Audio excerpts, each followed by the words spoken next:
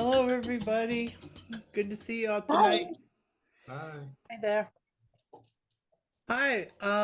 Wanted to welcome you all to the Sol Speaker Series for May, and I'm really excited. For our special guest tonight's Ron Brecher, who's a amazing guy, great astrophotographer, incredible musician.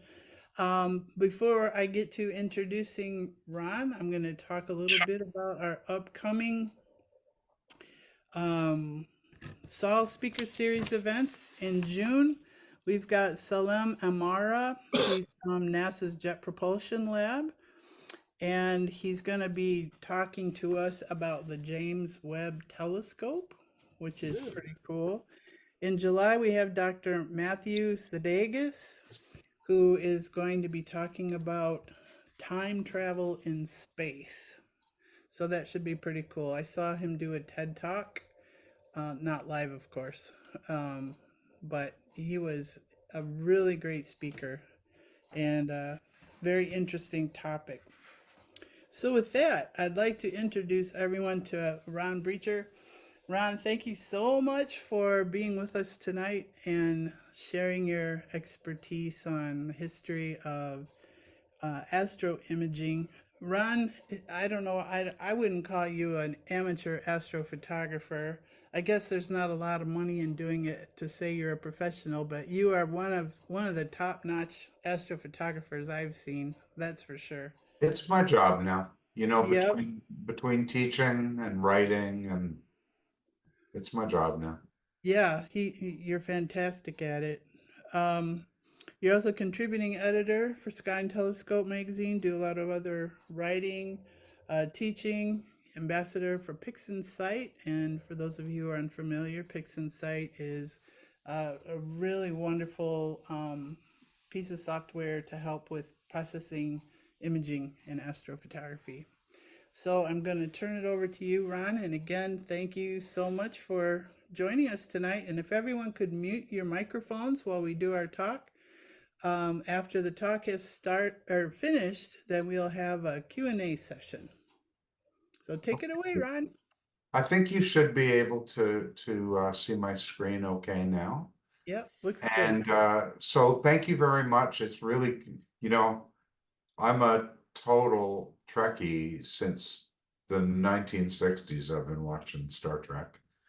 So nice to be asked to speak to Starfleet International Fan Association. Thank you.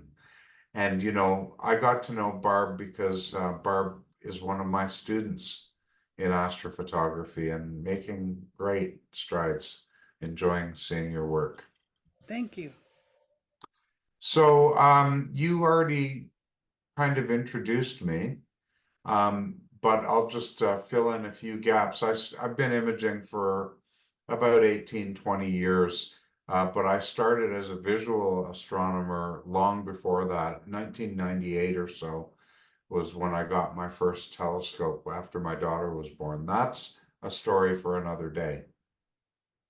But I love to teach, I love to write, and so I teach one-on-one, and also I'm one of the founders of Masters of PixInsight.com, and we have tutorials there. If you ever want to reach me, you can find me at my website. You'll see it on every slide here, astrodoc.ca. And my email is rbrecher@rogers.com. So what I want to talk about tonight is imaging through the millennia, basically going to be looking at mystical evolution to digital revolution. And I'll show you some of my own images along the way. When I get close to the end of my talk, I want to talk a little bit about the things I didn't have time to talk about that are kind of part of the history of astrophotography, but maybe beyond the bounds of a 1-hour talk. And there'll be time for us to have some Q&A at the end. And if you have a really burning question, you don't have to wait till the end. Just interrupt me. Also interrupt me if my screen goes blank, or I mute myself by accident, or any number of things that go awry. There's only a small number of us here, so we can keep it quite informal. So, when you think about astrophotography, I know you think about CMOS cameras and fancy telescopes and, maybe the James Webb telescope. But I think more like Astro the dog. It's more basic than that. For me, imaging is capturing a likeness of the sky in any medium. So if you extend it to that definition, we could talk about cave art, buildings and landscapes that capture a likeness of the sky. Of course, star charts are important. Sketches, daguerreotypes, which preceded film photography, and of course now digital imaging. So in my abstract, I said I was going to cover 17,000 years of history in under an hour. So let's go. And we'll start with some cave art. This is, if you look at the photos here, the left panel is from the Lascaux cave in France. It's a 17,000-year-old cave painting. On the right side of this graphic is a page out of the Millennium Star Atlas. And I just want to highlight for you, tell me, do you see my cursor when I tap? No, maybe not. Let's see. Hold on. Yes, You saw the slide change, but I don't think you see my cursor.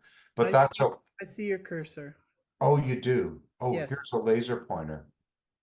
There's a laser pointer. Look, yes, you see it awesome. now? Yes, So red. here's the horns of the bull, and here's the horns of Taurus. So use Aldebaran, the eye of the bull. There it is right here. Use that as your reference point. And it won't be hard for you to see the Pleiades. Or maybe even Orion's belt. Interestingly, 4 stars in Orion's belt. So there's the Pleiades. There's Orion's belt. Now, I don't know why they recorded 4 stars. Whether there was a star then that isn't visible now, or maybe this star here was the 4th star. But isn't that interesting?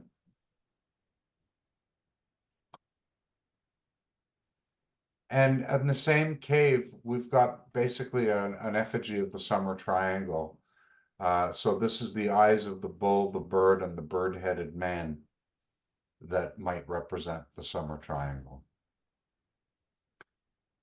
If we move on to buildings and landscapes, you've probably heard about the pyramids mimicking the belt stars of Orion's belt, and the Nile mimicking Eridanus, particularly if you adjust for where it was back then.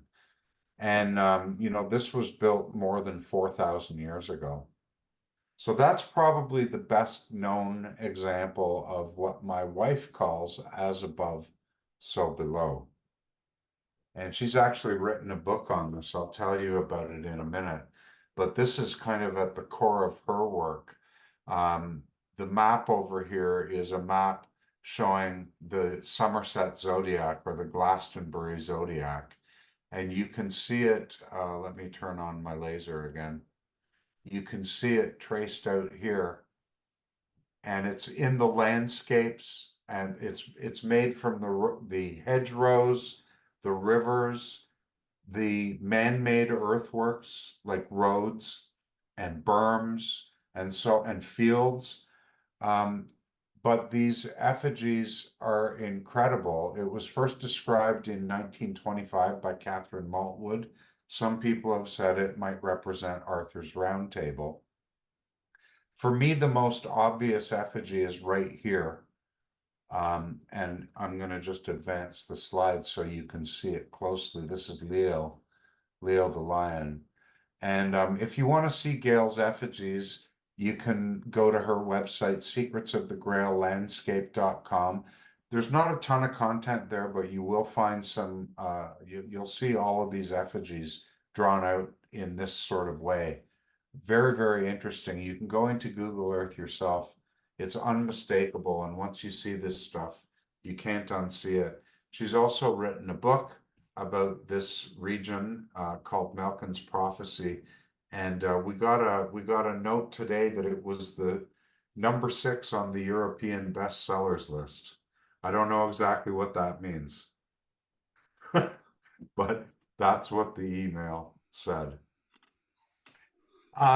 So, you know, one of the important things that happened in terms of astro imaging was naming the stars, because then you were basically marking down their position too.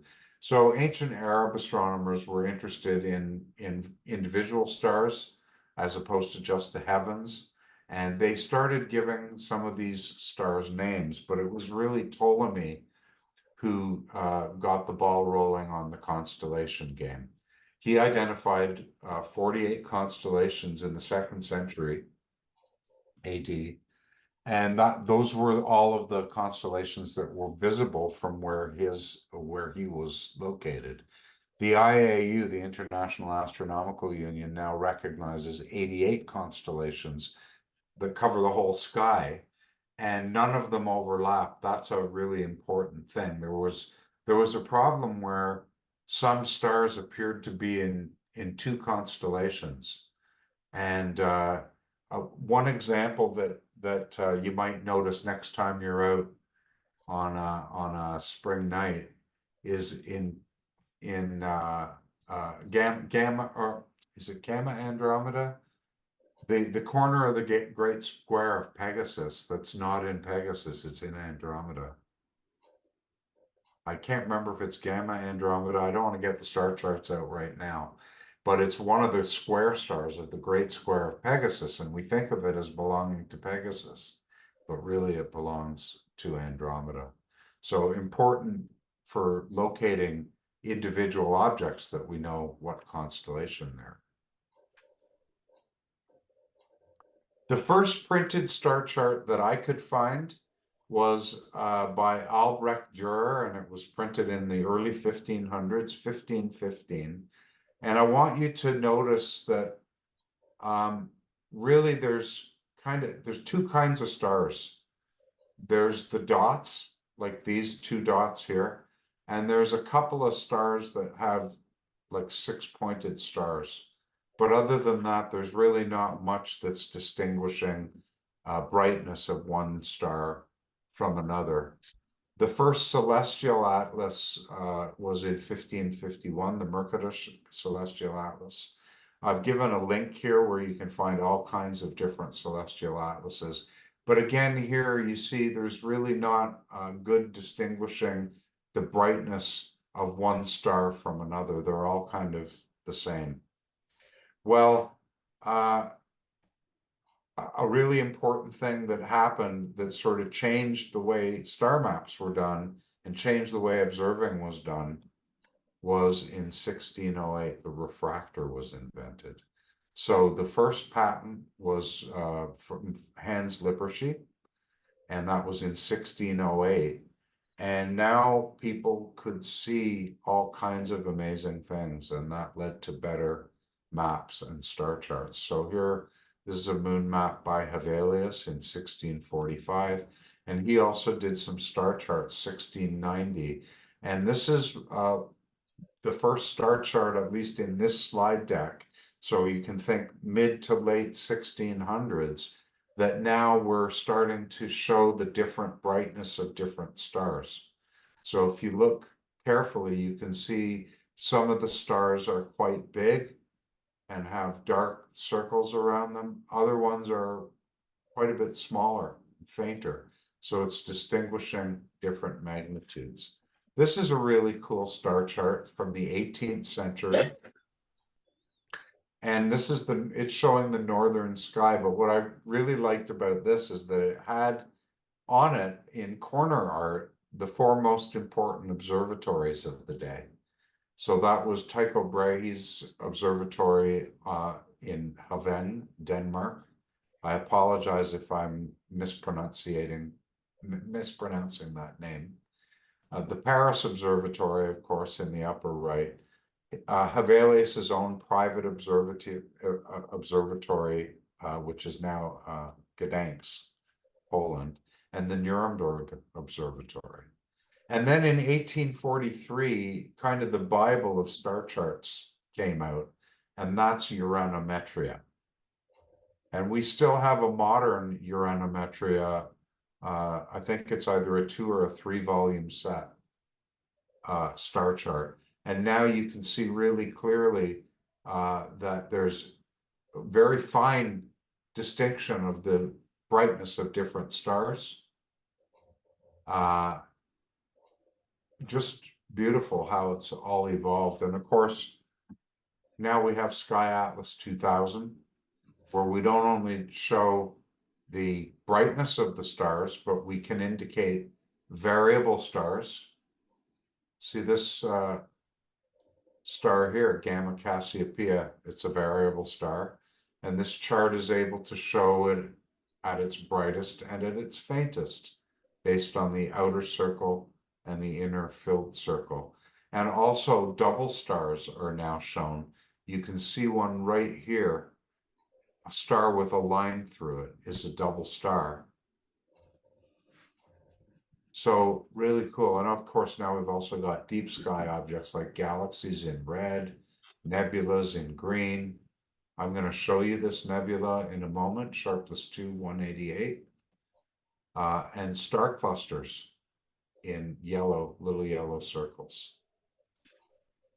Of course, you can get this on your phone now too, and get all that same kind of detail and maybe even more. Could I interrupt with a question, Ron? Of course. So I have a question for you. Has anyone gone through and looked at the historical star charts, comparing them with present day to see if they can detect, I guess it would be called supernova, where the stars disappear because they've gone through a supernova? Yeah, so the my answer is I don't know. Mm-hmm. But it tends that if a star was to be visible and then disappear, there would be a flash, right? A visible supernova that would be recorded. So just like the Chinese recorded the Crab Nebula explosion, right? Mm-hmm. These things are so bright, particularly if it's a star that's visible to us in our night sky, that means it's relatively close. If it were to go supernova, that would be a big deal. Mm-hmm. It would have been recorded. More likely, and I could show you a picture of this when we're done. There's stars that go nova, and so they brighten temporarily and then they dim back down to their regular brightness for a while. And so every once in a while they brighten. And I accidentally caught that when I shot a star cluster twice, 3 years apart. I got a variable star at minimum and maximum. Wow. I can show it to you when we're done, if you would remind me, Barb. Sure. Anything else before I keep going? Barb? Not from me. Okay. So sketching. Sketching is next. That's the next kind of astroimaging I want to talk about because I sketched. I sketched a lot for about 5 years when I was starting to get pretty decent at visual astronomy and I was getting interested, but hadn't jumped in with both feet to astrophotography. And so I sketched. And for me, sketching was the difference between looking at something and ticking it off on my list versus really seeing it, living with it for a half an hour and really trying to see it. So the first images that were made using telescopes, of course, were sketches. And one of the things I love about it is it's really inexpensive and some people find it enjoyable.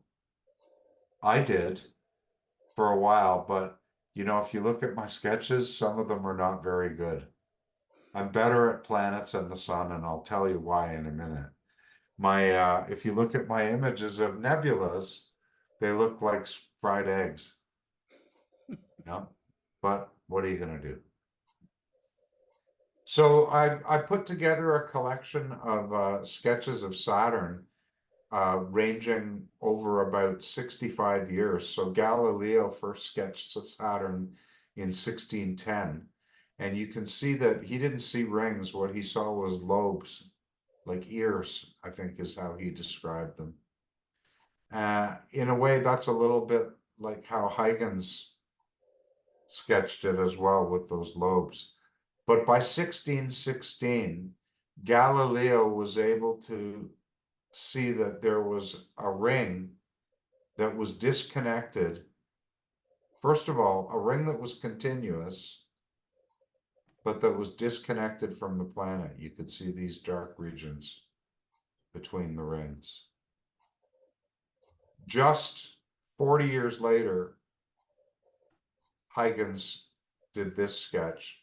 And by 1676, now we see part of the ring is going behind, part of the ring in front of the planet. And we can see the Cassini division, named after its discoverer, of course. So I thought it would be fun as we go forward now to sort of compare what people were doing a long time ago, or even recently, professionally, versus what amateurs are doing now. And I'm the amateur. Amateur just means lover of, you know? So this is a couple of sketches. I sketched Mars during its closest approach. That's on the right. And on the left is Jupiter. Jupiter is the easiest object to sketch. You can do a lot of the sketch before you go outside. So if you want to sketch Jupiter, go online and get a template. Jupiter is squished 9% at the poles. Get yourself a template and draw the outside of Jupiter. And then very faintly draw in the belts, the two main belts. You do that before you go outside. Then go outside and do the rest. Just add what you see in the belts, above the belts, between the belts. You can use your finger to smudge things a little bit. Really easy to do. Similarly, if you want to sketch the sun, draw yourself a nice circle and give it a nice even shading. Then go outside with your H-alpha scope and draw in the prominences and the sunspots and the filaments. Much easier than going outside and trying to do the whole thing at once. Okay, so what really changed imaging? What took it from sketching to something else? Well, there were two technologies that had to develop in parallel for that to happen. The first thing was telescope optics and mounts. So you had to be able to find something and then keep it on the sensor or the film or whatever you were shooting with long enough to capture your image. And then we had to have methods of capturing photons. So the first astronomical images that were made with light are called daguerreotypes. They were made around 1840, and they used silver-plated copper plates that were coated with silver iodide. And then they were developed with mercury vapor. They used what was called a camera obscura for exposure. It was basically a box with a hole in it for letting the light in. And I know this sounds complicated, and the reason it sounds complicated is because it is. I can't even really tell you how all of this works together, but this is that technology. And the camera obscura, there's an example of a camera obscura. Basically a box with a pinhole, and you put the whatever it is that you're going to capture the light on at the back of the box. But of course, technology moves along, and in 1839, John Herschel developed glass plates. They became basically the standard for the next 150 years. So the first moon photo in 1840 required 20 minutes. But now we can shoot the moon in half a millisecond. You know, it's crazy. And there was a shift to film emulsion from glass plates. And that increased sensitivity, and amateur astronomers took it even further with gas hypering. They would put the film in a canister with ammonia to change the response characteristics of the film. And of course, also cooling the film changed the characteristics. But it also made it brittle. That was one of the problems with film. One of my very first expeditions with film was to image a lunar eclipse, and it was minus 25 C outside. And when I went to rewind my film, it broke. And I couldn't rewind the film. We found a way to get that film out of the camera in the dark. But luckily I heard it, you know, go snap. But boy, I had everything that could go wrong with film. I've had go wrong with film. So here's a little trip through memory lane. Anybody remember these? I had one. Mm-hmm. Okay, you're all aging yourselves now. I'm going to be 65 in June.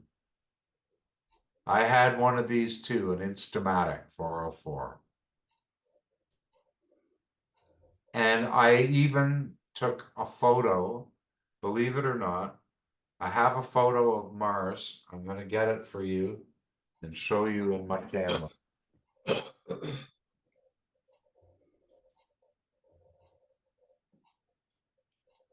I have a photo of Mars, probably my very first planetary photo ever. Sorry, I just got to find it. That was shot with a Polaroid.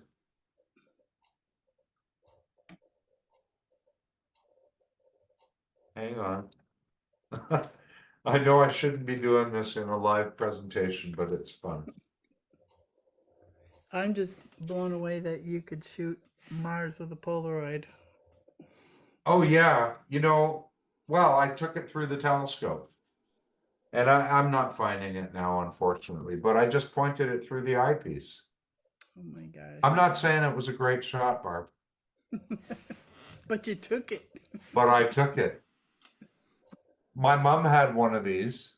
I never had a Pentax film SLR. But I did have a digital SLR, and you know, the digital revolution came. So, and it was a revolution. So CCD sensors, CMOS sensors, they've revolutionized professional and amateur astro imaging, but I could expand that statement to say they've revolutionized everything. You've got one of these in your cell phone. They're in the scanners at your grocery store. They're in the security cameras at your house and your digital doorbells. They're everywhere. So they really did revolutionize imaging of all kind. And they're used in manufacturing to find defects or to sort parts. There, you know, the number of uses for these sensors. But of course, they have a history too. This was one of my first, this is the first kind of camera that I really imaged with. And it was called a point and shoot camera. It had a small sensor. And I took a picture of a beautiful aurora in March 2003, two solar maxima ago. And I didn't know about camera raw in those days. I just shot JPEGs. I barely knew about JPEGs in those days. Nobody did, right? So that was one of the first cameras I used, and then I stepped up. This was the first real camera that I used. It's an STL 11,000, and it has a full frame 11 megapixel sensor in it with big pixels, 9 microns, big by today's standards. But you know, it was a real cooled CCD camera, and I needed to auto guide. Now, we'll talk about auto guiding in a minute, but let me tell you about before auto guiding. There was manual guiding. And with manual guiding, what you did is you put an eyepiece with an illuminated crosshair into your guide scope, and you sat in a chair in -25 or whatever temperature it was, with the hand controller in your hand, looking through that guide scope without touching it, because if you touch it, everything would move. You'd ruin your exposure. And anytime the guide star moved off the crosshairs, you'd press a button to move it back. And if you're using film, you might be taking a 1 hour exposure or a 30-minute exposure. If that doesn't give you a sore back, anyway, sometimes you'd get your film back, and every star would be double. And I used to call those nose and foot doubles, because that was when my nose touched the reticle eyepiece, or my foot touched the tripod. So luckily, we got webcams. And you know, webcams were not made for astronomy. You might remember the 2UCam. This was one of the first webcams where you could put yourself on the internet. But it was also useful for guiding. So people like me used to jury rig these kinds of cameras, take the lenses off, put something else on, figure a way to control it, and use it as a guide camera. Crazy. These were a little bit more designed for that purpose. But then we had video cameras intended specifically for astronomy. This is one of the earlier Malin cams made by Rock Malin. He's a Canadian. I think he's in the Ottawa area. Still going strong, making all kinds of new cameras for catching live stacking video, for basically great for outreach. And then now we're into DSLRs. We're getting close to I have one upstairs that I'm going to be trying to use tonight to take a picture of my telescope with some stars in the background that I need for an article I'm writing for Sky and Telescope. But I use my DSLR for comet shots, and anytime I want to be portable, you can get some great photographs with these DSLRs. This is one of my recent rigs, and you know, in terms of imaging, the optics are superb. That's a 6-inch refractor on the bottom and a 4-inch refractor on top. But what's really interesting is the red box in between them right here is a full Windows PC running Windows 10 Enterprise. And I do all my imaging remote, whether you're across the driveway or around the world. You can control this setup from another computer. And, you know, just the camera technology is amazing.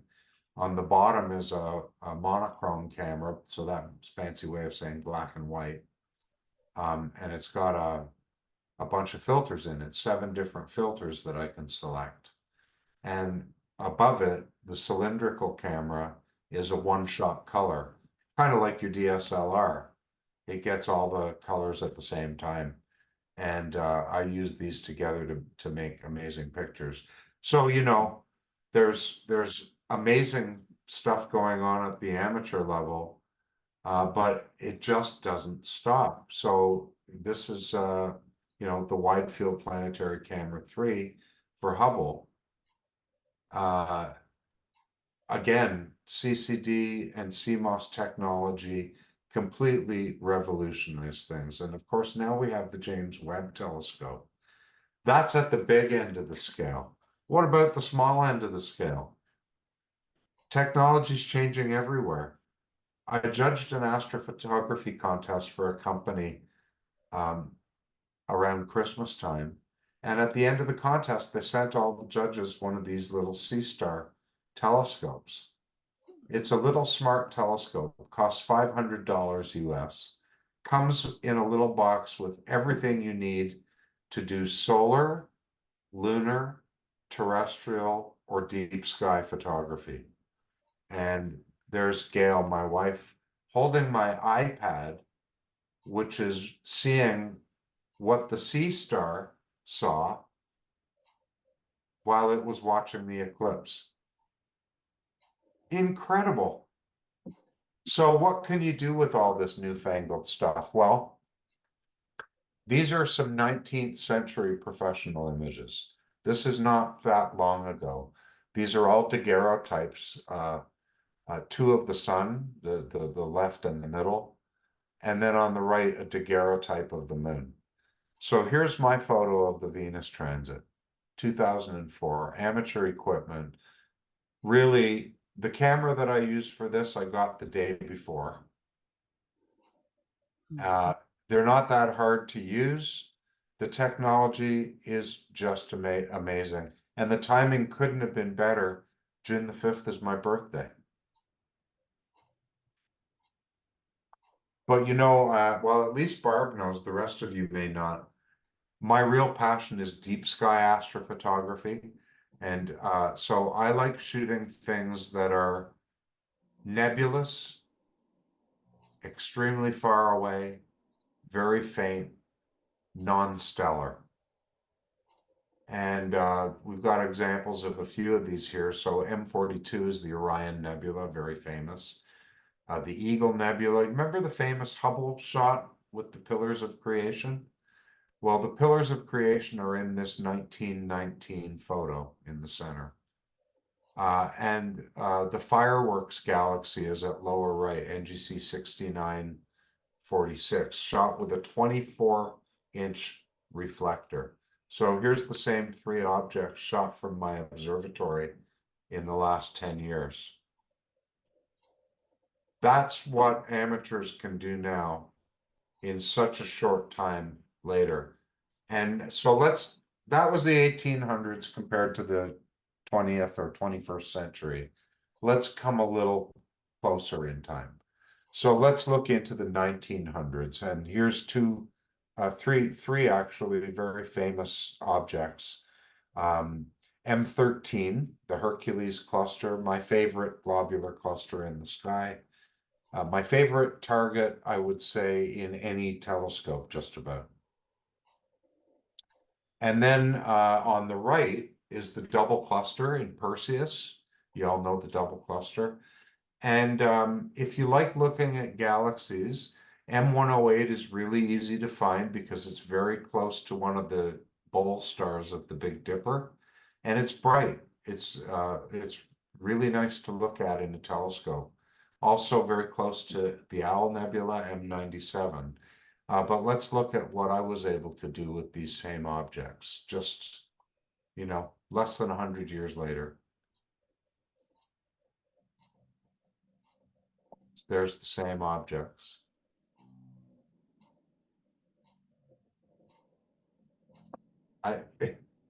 It never gets old for me, I gotta say.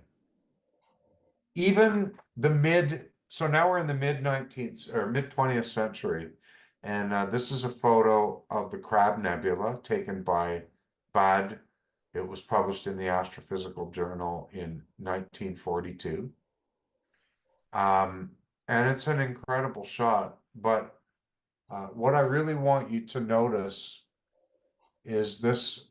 Let's see if I can. I'm just looking at something else that you're going to see in 1 second. Yeah. So you see this little line of 3 stars? 1, 2, 3. And there's a 4th star right there.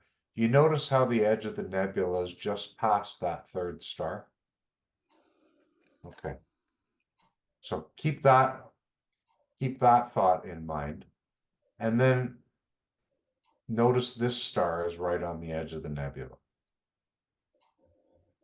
And now let's see how that nebula has changed in 50, 60 years. So there's my photo. And here's the three stars. The edge of the nebula was out here, was right here. And here's the bright star I pointed you to. The edge of the nebula was in here. I'll just go back again. See this line of three stars right here? Right along the edge of the nebula? There they are here, inside the nebula. So this is showing that things in space aren't static necessarily. They're dynamic and they change over time. And our ability to capture the faintest outer structures has also improved over time. And you know, sometimes that improvement can be dramatic depending on how much time has passed. So the first spiral galaxy to be sketched, again, another type of astroimaging, sketching, right? Was Lord Rosse's sketch of the Whirlpool Galaxy M51 in 1845. That was the first time that spiral structure was described in a galaxy. Here's my photo of it taken, it was either late December or early January, or possibly both. The weather's been so terrible. You know, he was able to capture these little wisps here that you can see in my image here. And you can also see those in the Hubble image on the left. But you know, my image isn't too shabby, given that I'm shooting from Guelph, Ontario, 2 hours north of Buffalo, and an hour west of Toronto, right? So when you're thinking about astroimaging, you have to think about the value proposition. My most recent repair cost $730. I have to have a camera repaired. To repair the Hubble, it cost $1 billion. So I contend that my cost per image is much lower than Hubble. So I want to just share with you a few of my recent images to show you what I'm doing with the most recent technology I have. Most of these photos were taken with a 14-inch Celestron Edge HD Schmidt-Cassegrain telescope with no focal reducer. So they're shot at the full 3,912 millimeter focal length. And I use a QHY 600 camera with nice small pixels, full frame sensor. I have a Prima Luce focuser and rotator and a Prima Luce computer. The one that you saw in between the refractors was used to control for all of these images. This is Sharpless 2114, the Flying Dragon Nebula. Beautiful. This is probably the faintest object, maybe the faintest object I've shot. And just again this winter, I imaged M82. It's a really bright galaxy, great in the eyepiece. But boy, when you put a camera on it for 10 or 20 hours, you can really make some pretty pictures. And one of the new technologies I didn't get to mention is filters. Filter technology has really evolved. And now it's possible to isolate very specific wavelengths of light. It doesn't matter whether you're using a color camera or a black and white camera. I told you I was going to show you a picture of that nebula NGC 188. Well, I lied. I'm going to show you 3 pictures of it. They were all made in the same imaging run. The one on the right just uses red, green, blue, and hydrogen alpha. The one in the middle is a Hubble palette where the sulfur filter was used for the red channel, hydrogen for green, and oxygen for blue. And then on the left, another version using what's called the 4-ax palette, which is a dynamic palette that changes the blends of oxygen and hydrogen depending on the brightness and so on. So really cool. Now, there's a bunch of stuff that I didn't talk about that's pertinent to the history of imaging, but boy, could we ever go down a rabbit hole here. Obviously, I mentioned how the Arabs started naming stars, and I talked about some Greek guys like Ptolemy. But many, many cultures had contributions to imaging the cosmos, particularly if you describe it with that broad brush that I've used. We didn't talk about any practicalities of imaging. That's what I do in my astrophotography work job. I talk about acquisition and crunching the data so you can process it. And I didn't talk at all about imaging beyond the visible spectrum like James Webb in the IR. I mean, I think I glanced on it, but all of these things are really important to the history of imaging because, X-ray and radio, for example, allowed us to discover things like quasars. So really amazing. Now, I'm going to make this slide deck available to Barb as a PDF afterwards. Probably tomorrow I'll send it to you, Barb, so you don't need to write all this down. But I wanted to give you a few resources that you could go to if you want to learn a little bit more about this. And if you're interested in my wife's book, it's called Melkin's Prophecy, and it's on Amazon. So you can find it there. If you want to see more of my images, go to my website. You can sign up there to be on my mailing list to get new photos anytime they come out, which is typically once a month or so. It depends on the weather, right, Barb? Yeah, and the And smoke. yeah, and if you're interested in a one-on-one or you just want to know how that works, go ahead and email me, or better yet, ask Barb. She can tell you what it's like working with me and how it all works. And that's all I wanted to say. So we've got a little bit of time if there's some questions. And Thank you, I think Ron. what I'll do is I'll stop sharing my screen. What did I say I was going to show you? Oh, the blinking star. Yes. Okay. Give me 1 second to find it. And then I will share it with you and tell you about it. Okay, it's got its own folder, believe it or not. Miscellaneous, GSC. Actually, you know what? I think I'm gonna have to do. Just give me a sec if you don't mind. Absolutely. Absolutely. Yeah, what I want to do is close this slide deck altogether and open up one that I'm pretty sure it is in.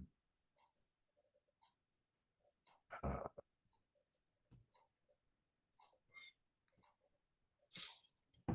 Here we go. Where are you?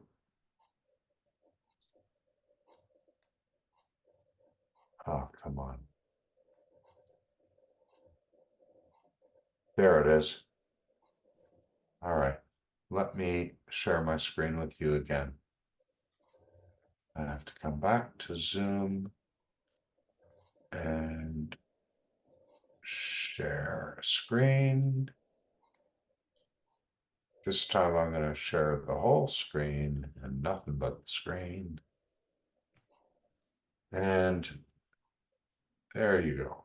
So what you're seeing here is a photograph of Carolyn's Rose Cluster, NGC 7789.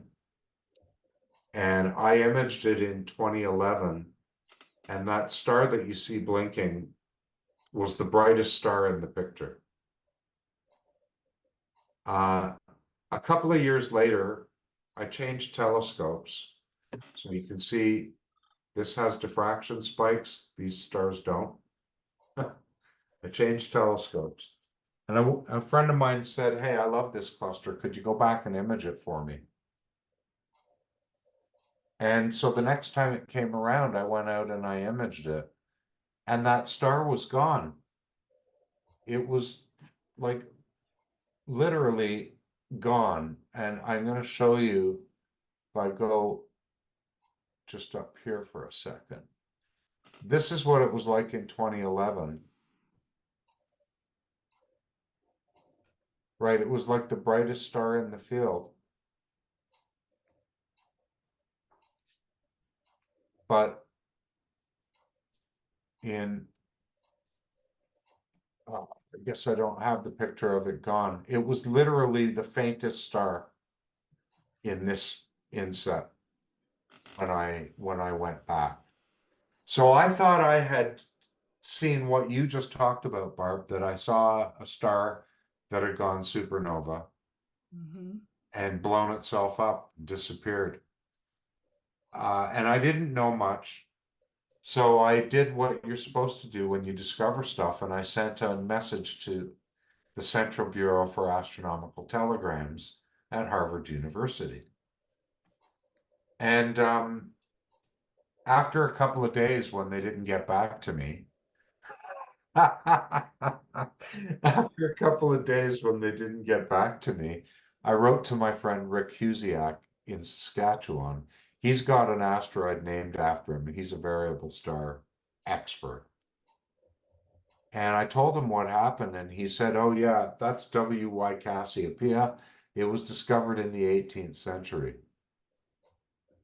So that's why Harvard didn't get back to me. This is a variable star that brightens and dims, and I was just lucky enough to catch it both ways. Interesting. Yeah. And you know, I do have, if you give me 1 second, I do have the photos of the two brightnesses. I know exactly where they are because I just saw them. They're right here. How many variable stars are there that we know of? Oh, Lots many, and many, lots. many, many Lots. more. I don't even know. I don't even know.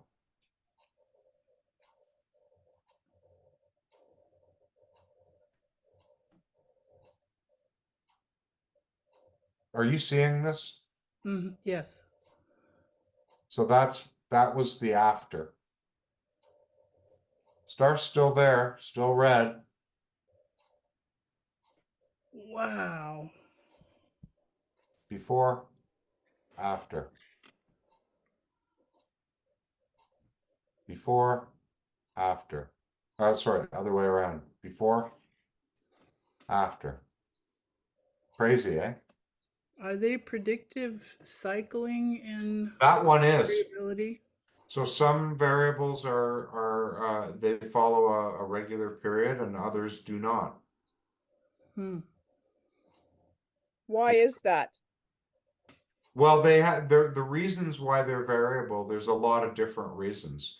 So some of the things that cause a star to be variable might be periodic. So for example, suppose there's a large planet that orbits the star, and periodic every orbit it gets between us and the star and causes a dimming of the light. Ah, I see. That would be a regular event. But there might be other types of events. So for example, another type of variable comes from, so it's at its regular brightness, and then over time, soot builds up on the surface of the star, and it dims and dims and dims, and eventually has a little eruption where all that soot gets thrown off, and the star brightens again. But the timing of that eruption is variable. Right? It might depend, for example, on where in the cycle, like you know how our sun has a sunspot cycle, might depend on where in the cycle you are.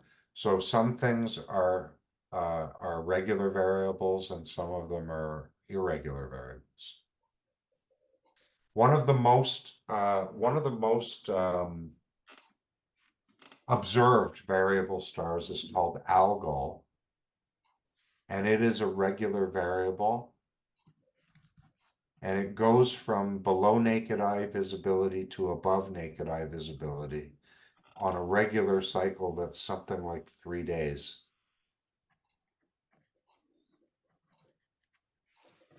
I think in every sky and telescope, do I have one here? Yes, I have the one that has my picture on the cover. Cool. But I'm looking for in the planetary section, you know, the section that they have in the middle. I think there's a section called minima of algol that tells you, yeah, there it is, minima of algol. So it's in every sky and telescope, minima of algol. And it'll tell you the date and time.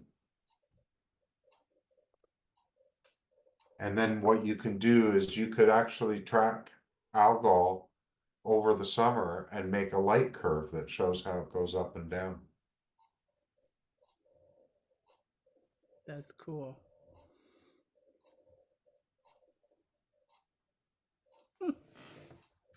I love it. So, anybody have any questions for Ron? Yes, I do. So you got make a this is like a career for you. Like Yeah, you make a lot of money. So this is your main job is to go out and make photographs and you put it into a book or you publish them and you make books or how does that work? I have a few jobs. So I grew up as a toxicologist, so I have a PhD in medicine and I'm a consultant, mostly in environmental health. So how chemicals in the environment affect people. It's one of the things Barb and I have in common. And I've done a fair bit of work on lead, mercury, chromium, various other things. How many books have you published? In toxicology, none. No, I meant in astrophotography. In astrophotography, I've never published my own book, but Oh, okay. I've been the technical reviewer on 2 volumes. That one you were showing us there, you said your picture was on the front. Oh, that's that's Sky and Telescope magazine. I So don't see where's your picture? Where's your face? I don't see it. no, my I guess. picture is the nebula. Oh, okay. I thought you meant your picture, like you, like your face. Okay, sorry. Nobody wants to see a picture of my face. And let's get real. No, but I'm a contributing editor, so I write for them all the time. So that's one way that I earn money in astrophotography. I tutor privately. Barb is one of my students. That's another way that I earn money in astrophotography. I do group tutoring, so if I can share my screen yet again, and let me go to Masters of PixInsight. Masters of PixInsight is a website that was started by 2 friends of mine and I. We were already teaching, doing live workshops before the pandemic, but we reinvented ourselves and this works way better. So we do 1 or 2 live workshops. We have a newbie series, intermediate, advanced. That's the artful imaging. We have all kinds of tutorials on image processing. So people buy those. I'm still answering your question. How do you make money in astrophotography? People buy the workshops and they buy subscriptions to the tutorials. And then magazines call me up and they want to buy my photos. So, you know, they'll buy one of my photos to use on the cover of Sky and Telescope. So how do they decide which one to choose? Like to say, oh, do I need a picture of a certain nebula? I guess and then so. you just go through your list or send them. This is the book Night Watch. Almost every astronomer I know got started with the book Night Watch. I certainly did. I've given away about 10 copies of it. But this is the 5th edition, and shortly before he died, Terence Dickinson asked me to provide the photo for the cover of this book. Hmm. So that's my picture on the cover. Oh, nice. So that's another example. So they're, Mhm. producing a textbook and they want a picture on it. So Yeah. that's how I do it. I also have Right. driveway tours. I have people that come on cycling tours. Mhm. And they stop at my driveway and have tea and hot chocolate and look through my 10-inch or 20-inch job, depending on the quality of the sky. And so, it's the gig economy, Yep. Darlene. And And you're also a musician. I can see your guitars in the background there too. Yeah, hang on. I was just gonna say that he's an excellent singer, musician. Quite talented. This is one of my favorite little guitars. Oh It's all yeah. carbon fiber. There's no wood in it. Oh wow. Yeah. And you see there's no sound hole in the regular place. The sound hole is here. Oh, okay. You can see the Huh. carbon fiber inside. Yeah, I can see that. Huh. Yeah. And this is a 12 string. Hang on, I gotta put on there's a special musician setting, sound setting. This has Oh an yeah, E sound. original sound musician.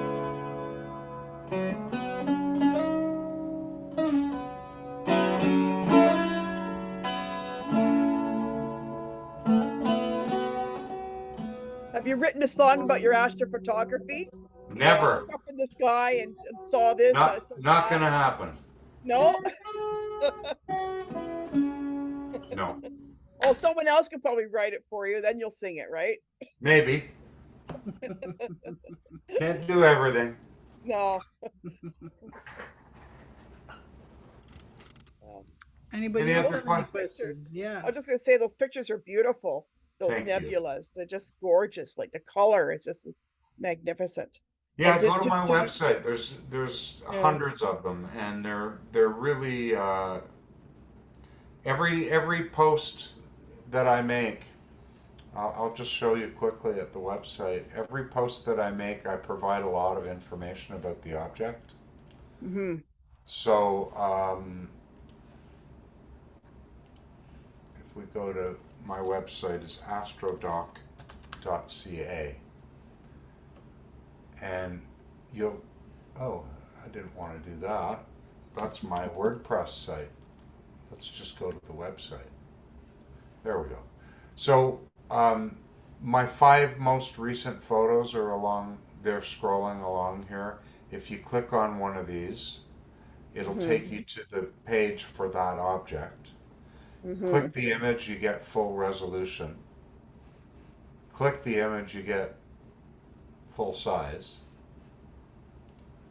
Go back to the page and you'll see I give information about the object. And then I give detailed information of what equipment I used, how many exposures, whether I guided or not. I give a finder chart, and then all the processing steps that I used. And if you're interested in signing up to get photos, just sign up here. So go to any photos, go to any picture post, and the email sign up is at the top right. And then you'll just get an email. Every time there's a new picture, you'll get an email letting you know. Hmm. Thank you. No problemo. I don't think there's anything paid on that site. I mean, I think there's a link where you can click to contact me about lessons, but there's nothing for sale directly on that site.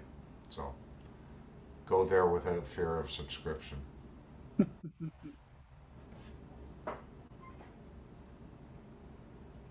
Any other questions?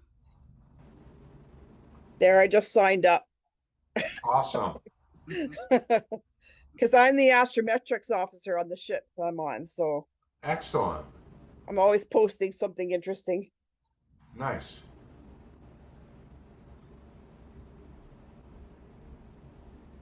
Not so much a question, but I was going to let everybody know that the University of Oxford has digitized a copy of Al Sufi's Book of Fixed Stars from the 12th century and have it on their website for the Bodleian Library.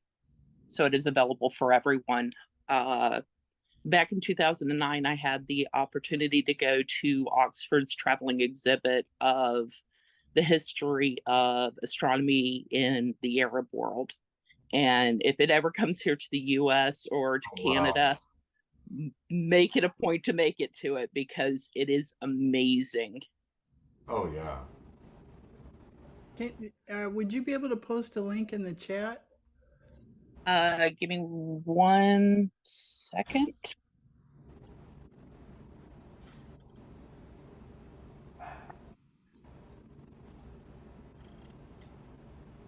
Copy and send it to myself so I can do this because I'm doing it on 2 different devices. I'm just checking the sky.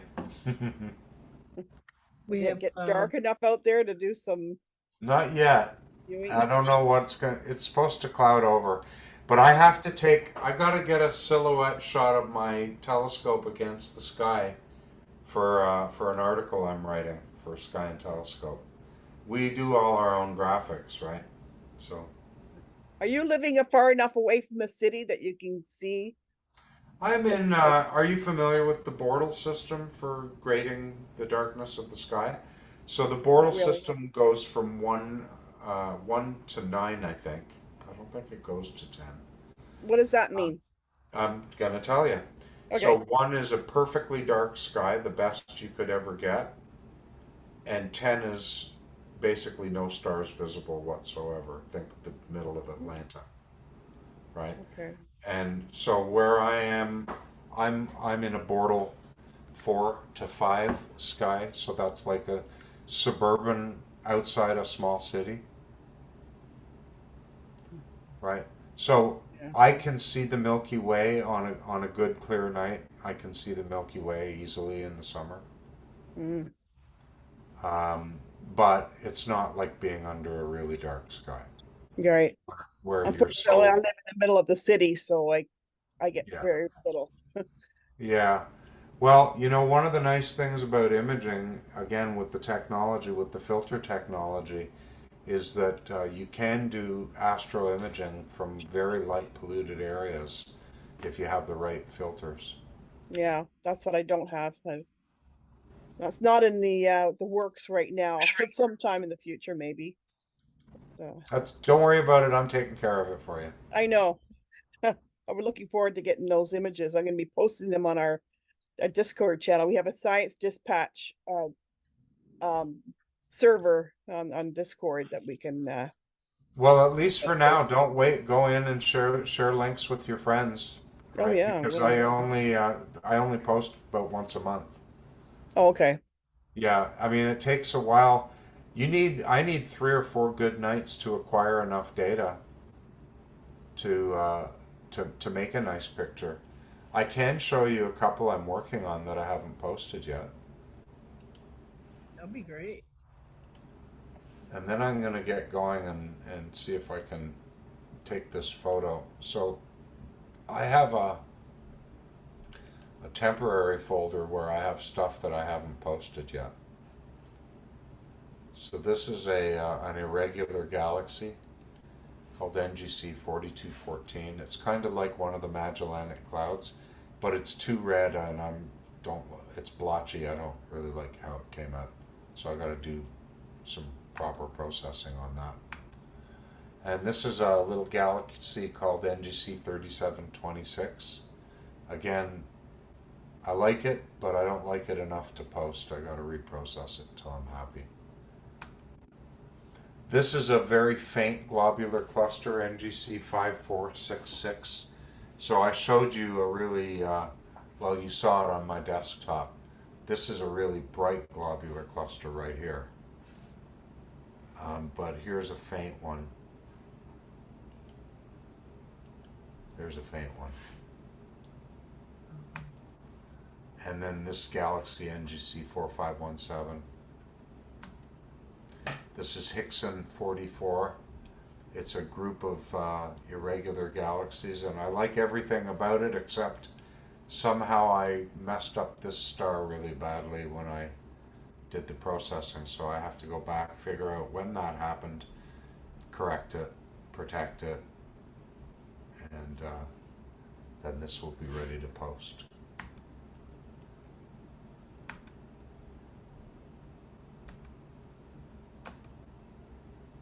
You saw that one.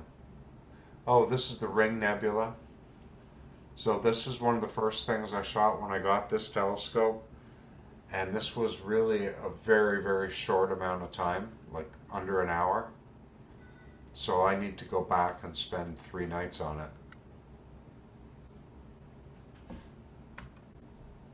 This is the ET cluster. I don't know if you can see him. Here's his eyes, and here's his Oh. feet, and he's got Yeah. his arms stretched out. Ah,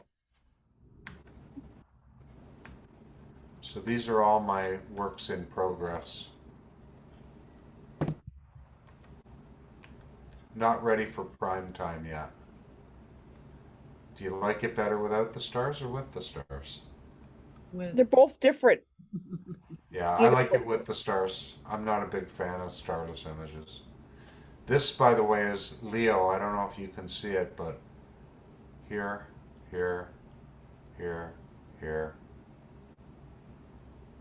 here.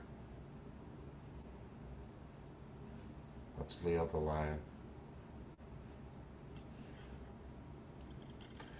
So thank you so much for inviting me. That was fun, Barb. Thank you, Ron. I learned a lot and I really appreciated your talk. That was fantastic. And good luck with your picture taking tonight. Thank you, Mhm, everybody from Starfleet, for joining us tonight. And have mhm. a good weekend and Thank you clear for having skies. us. Thank you.